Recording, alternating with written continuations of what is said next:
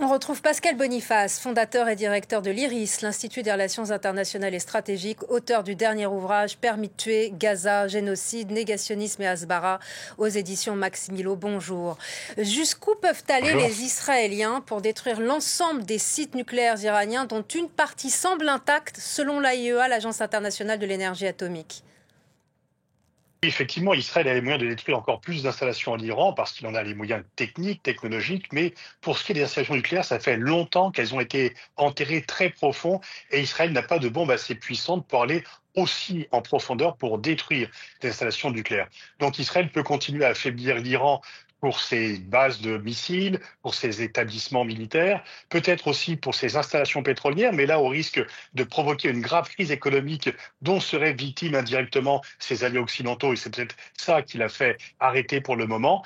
Mais pour ce qui est du programme nucléaire en tant que tel, il est probable que les sites déjà atteints ont été et accessibles sont déjà atteintes, mais que ce qui est enfoui au plus profond, et le cœur même du programme, soit hors de portée de l'armée israélienne. Il faudrait que les États-Unis livrent des bombes beaucoup plus puissantes, mais même en ce cas, c'est encore l'incertitude.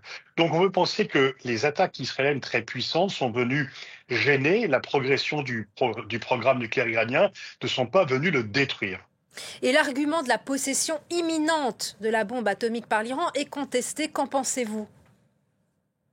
Bah, en tous les cas, c'est une affirmation israélienne qui n'est pas approuvée par l'Agence internationale de l'énergie atomique, qui a bien sûr déclaré que l'Iran avait violé ses obligations, mais pas que l'Iran était sur le point d'avoir l'arme nucléaire. Et cette rhétorique israélienne de dire que l'Iran est à quelques semaines de l'arme nucléaire, en fait, elle est ancienne, elle existe depuis 2004-2005, juste après la guerre d'Irak. Alors, on sait que l'Iran a fait des progrès, on sait que l'Iran a violé ses obligations, on sait aussi qu'il y avait un pacte assez solide qui empêchait l'Iran d'avoir le nucléaire, qui a été dénoncé par Donald Trump, et que Donald Trump est en train de négocier avec l'Iran pour rétablir ce programme, et que finalement Israël a pris de court ces négociations en préférant une solution militaire à une solution diplomatique. Et puis, rappelons qu'il y avait un accord signé à Vienne en 2015 et que Donald Trump lui-même en est sorti de façon unilatérale, alors qu'il Oui, permettait justement l'inspection des centrifugeuses par l'AIEA.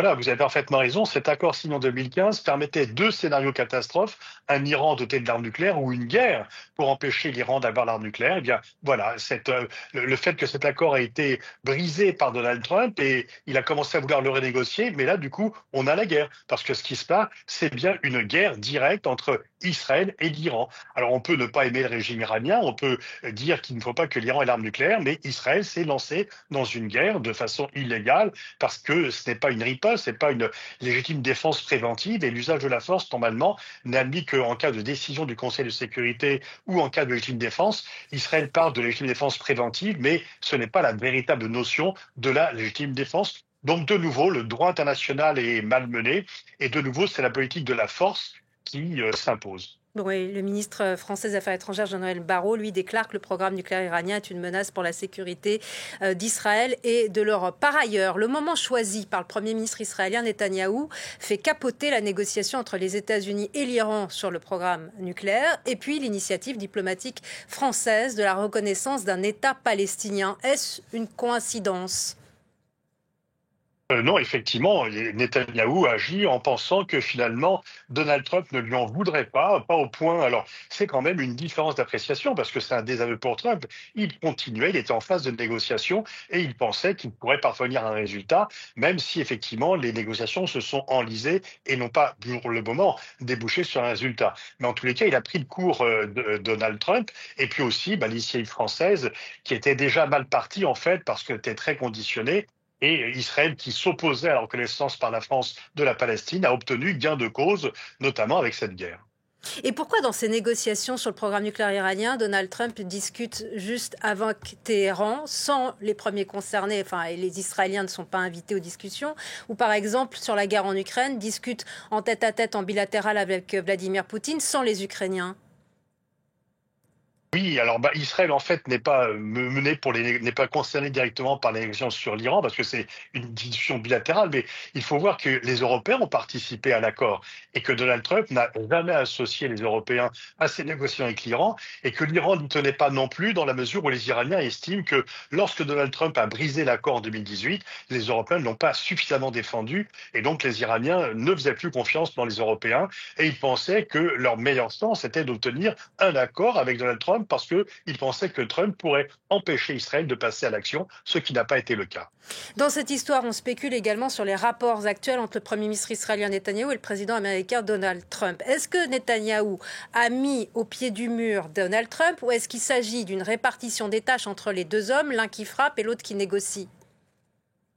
Il y a un peu les deux, effectivement, il y a le côté good cop, bad cop. Si Donald Trump estimait que si l'Iran est affaibli, eh bien, il va plus facilement accepter les conditions que Donald Trump lui propose, parce que l'alternative, c'est de voir le pays encore plus détruit et encore plus affaibli. Mais en même temps, on voit bien que Netanyahu, qui était opposé à l'idée de négociation, il n'a pas protesté officiellement, il n'a pas contredit officiellement Donald Trump, mais en fait, il l'a empêché de réaliser ce qu'il voulait réaliser. Et Donald Trump qui veut faire des affaires avec l'Arabie Saoudite tout en félicitant Netanyahou pour sa belle attaque, ça l'amène à tenir aussi des propos contradictoires d'un tweet à l'autre. Oui, ce qui a changé entre la première présidence Trump et celle-ci, c'est qu'il y a 8 ans, lors du premier mandat, les Saoudiens voyaient l'Iran comme une menace existentielle, ce qui les avait rapprochés d'Israël, ainsi d'ailleurs que les Émirats arabes unis. Mais depuis, ils se sont rapprochés. Il y a une réconciliation entre les Saoudiens et l'Iran, et l'Arabie saoudite a très fermement condamné l'attaque israélienne, ce qui n'aurait pas été le cas parce que lors du premier mandat de Trump, les Saoudiens étaient à souhaiter une attaque israélienne, une attaque américaine contre l'Iran. Ce n'est plus du tout le cas maintenant. Mais ils sont quand même silencieux, là, les Saoudiens, en ce moment. Et ils ont condamné officiellement cette attaque israélienne dans des termes très, très vifs. Et donc, effectivement, on sait que le rapprochement entre l'Arabie saoudite et Israël qui était en cours a été interrompu après le 7 octobre. Et on peut dire que cette affaire iranienne va encore plus empoisonner les relations entre l'Arabie saoudite, les pays du Golfe et Israël, parce qu'ils craignent simplement d'être entraînés dans quelque chose qu'ils ne pourront plus contrôler. Mais une fois encore, là, je ne pense pas, par exemple, que l'Iran s'attaque aux installations pétrolières saoudiennes comme il l'avait fait lors du premier mandat de Trump, parce qu'ils cherchent plutôt à conforter leurs relations avec l'Arabie saoudite et à attirer les Saoudiens vers eux plutôt qu'à les repousser vers Israël. Parlons maintenant de l'Iran. L'Iran n'a pas les moyens d'une riposte militaire importante dans l'immédiat. Est-ce que la survie du régime des Mollahs est menacée selon vous? Oui, elle l'est parce que de toute façon, le régime des Mollahs était déjà affaibli par une contestation interne. Mais pour l'instant, on sait que lorsque une guerre est venue renverser un régime, la solution n'a pas été une démocratie stable et apaisée. On l'a vu en Irak, on l'a vu en Libye. Et donc, le but officiel, effectivement, d'Israël est de renversement du régime. Alors, c'est un but qui est partagé par de nombreux pays parce que les voisins arabes de l'Iran ne seraient pas gênés de voir le régime tomber, les Européens non plus. Sauf que quand un régime tombe, non pas pour des raisons internes, mais le fait d'une guerre, c'est généralement plutôt le chaos qui vient s'imposer plutôt que la stabilité. Et donc, en fait, la crainte de tous, c'est que si le régime tombe, il tombe dans de très mauvaises conditions et qu'on ait un Iran qui soit aussi chaotique que la Libye ou l'Irak maintenant, ce qui n'est pas franchement un succès. Donc ça pourrait même être contre-productif, même si on sait qu'il y a une majorité d'Iraniennes et d'Iraniens qui souhaitent se débarrasser de ce régime. Pour autant, ces attaques israéliennes, elles pourraient même provoquer une réaction patriotique en Iran. Oui, effectivement. Alors, il y a le double C, il y a la peur des Iraniens d'être atteints par les frappes, et mais le souhait de voir, parce que majoritairement les Iraniens voudraient voir tomber le régime, mais il y a la crainte que si le régime tombe, et par ailleurs, on sait très bien que pour que le régime tombe, il faudrait peut-être une intervention terrestre pour aller le renverser, ce qui n'est pas le cas. Vous pouvez très bien avoir des destructions importantes et le régime tient toujours. Saddam Hussein et Kadhafi ont été renversés parce qu'il y avait des troupes au sol, alors internes, enfin alliées dans le cadre de la Libye, américaines dans le cas de l'Irak, et je doute que quiconque envoie des troupes au sol en Iran. Et en Libye, le mandat de l'ONU avait été outrepassé et puis c'était en violation des déclarations de l'ONU pour la guerre en Irak. On s'en souvient. Si le régime iranien est acculé, que pourrait-il faire? Bon, il pourrait tout simplement déjà durcir la répression par rapport à sa population, continuer d'envoyer des missiles qui font des dégâts nettement moins importants que les dégâts que lui-même subit, mais qui font quand même des dégâts en Israël, et tenir tête. Et puis, bon, on voit que le Pakistan s'est dit prêt à aider l'Iran, essayer de jouer un peu sur la solidarité des pays du Sud global, l'Iran aussi membre des BRICS, et effectivement, la condamnation, disons, le fait que les pays occidentaux n'aient pas condamné l'attaque israélienne vient un peu élargir le fossé entre les pays occidentaux et le Sud global, et le reproche des pays du Sud global qui disent aux pays occidentaux, vous voulez défendre le droit international, sauf quand ce sont vos alliés qui le violent, donc vous êtes des hypocrites. Et dans cette guerre, par ailleurs, Netanyahou a cité la Bible. Le guide suprême Ali Khamenei, de son côté, promet l'enfer aux Israéliens. Donc on assiste à une alliance étrange entre la technologie moderne, l'intelligence artificielle et les références multiples à la religion. Cette alliance qui se répand à travers la planète, c'est un signe des temps très inquiétant. En tous les cas, Israël et l'Iran sont deux pays dans lesquels le poids de la religion dans la conduite des affaires publiques et donc de la diplomatie est extrêmement importante.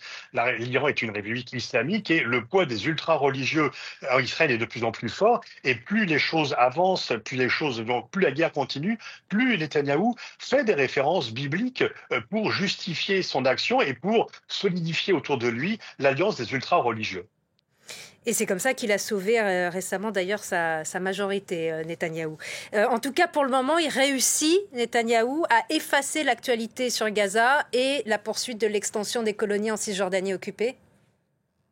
Alors, déjà, avec ce qui se passait à Gaza, on parlait plus de la Cisjordanie où quand même les violences se sont multipliées de façon énorme contre les civils palestiniens de façon impunie. Bien sûr, effectivement, comme vous l'avez dit, les bombardements continuent sur Gaza. Le nombre de morts s'allonge chaque jour. Ils sont quotidiens. Il y a de plus en plus un risque de famine du fait du blocage de l'aide humanitaire. La fondation américano-israélienne mise en place a été une faillite totale et même les gens qui venaient demander de l'aide ont été tués en voulant récupérer l'aide puisqu'on leur a tiré dessus. Mais effectivement, ce qui se passe en Iran est tellement important que ça invisibilise ce qui se passe à Gaza, ce qui peut là aussi servir l'agenda de Netanyahou. Les pays occidentaux qui commençaient un peu à le critiquer sur Gaza sont désormais derrière lui sur l'Iran et il peut dire qu'il a bien fait de lancer cette guerre. Et du coup, du même coup, ça reporte également l'heure de sa responsabilité personnelle dans les massacres du 7 octobre 2023. Oui, effectivement, l'heure de la justice recule toujours pour Netanyahou. Le pays est en guerre, plus il n'est pas possible, moins il est possible de le mettre en cause. On ne met pas en cause le dirigeant d'un pays qui est en guerre. Et donc, la guerre est un moyen de survie politique intérieure pour Netanyahou. Il se sert de la guerre pour des raisons de politique intérieure. Merci infiniment, Pascal Boniface, d'avoir été avec nous sur France 24 et merci pour votre analyse.